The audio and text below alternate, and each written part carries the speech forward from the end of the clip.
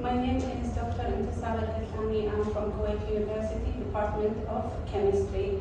This work is about generating a disposable, portable, and cost-effective sensor based on using ruthenium complex. Using ruthenium, we generated a three-dimensional solid-state sensor by immobilizing ruthenium complex on the surface of an organic polymer for forensic drug detection. So for the first time, we fabricated a 3D solid-state sensor for detection of the drugs based on using a three-dimensional organic polymer that carries a negative charge on the surface. And then using ruthenium complex, which has a positive charge through electrostatic interaction, the luminophore or the ruthenium complex was successfully immobilized. Subsequently, this ruthenium complex, which has a positive charge of +2, can be oxidized using cerium, for example, as an oxidant to generate ruthenium +3. The oxidized form of ruthenium subsequently reacts with our analyte or the drug of interest. It gets reduced into the excited state following the emission of light. This light emitted can be measured and quantified. The amount of light emitted can give an idea about the concentration of the drug being detected. So this is simply the idea behind this research. So inside the glass capillary, small glass capillary, approximately 500 micrometer internal diameter, the organic monolith or the organic polymer was fabricated. And then the ruthenium complex was also immobilized on the surface of this polymer. The reagents were delivered using a syringe pump, and then upon the reaction between the drug and the ruthenium, a signal was produced in time. This signal was proportional to the concentration of the drug.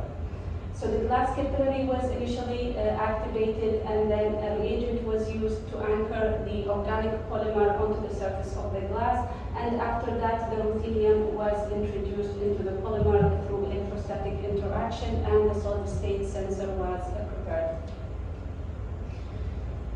Following the preparation, some characterization was carried out, followed by the detection of the drugs. The characterization included a range of analytical techniques performed. Most importantly, we used FTIR spectroscopy to study if the polymer was formed, and upon the disappearance of C double bond C at wave number of 1635, the disappearance of this peak indicated the successful in the fabrication of the polymer from the monomer.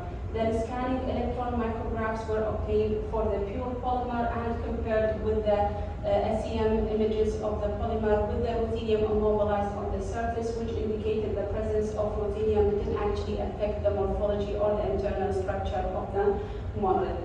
Also, the surface charge of this negatively charged monolith was studied using the isoelectric point, and it was determined to be 1.73. So below this value, or below this pH value, the polymer will be positively charged, and above this value, the polymer will be negatively charged, and we needed this value in order to immobilize the positively charged ruthenium.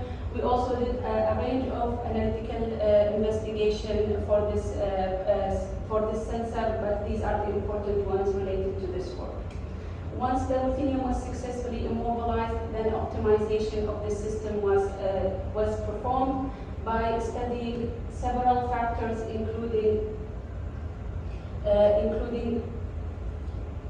the effect of the oxidant, the concentration of the oxidant. Also, this reaction is performed in acidic medium, so the concentration of the acid or sulfuric acid was further investigated. And finally, the flow rate, because we are using a syringe pump, the flow rate also plays an important role. So the concentration of the oxidant was determined, and then also the concentration of sulfuric acid, or the correct pH, was 0.25, and then finally the flow rate of both the oxidant and the drug was determined to be 60 microliter per minute. Upon optimizing all these parameters, then the system was applied for detecting the drugs. We initially detected oxalic acid as a model analyte, just to optimize the signal, and then calibration curve was obtained, and the concentration or the limit of detection was in the picomolar range.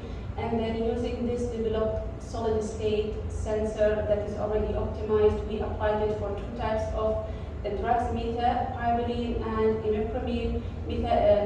Methylpyrrolene is actually an antihistamine, and imipramine is an anticyclic antidepressant, tricyclic antidepressant. And we also generated calibration curves for these two drugs with really good reproducibility and linearity.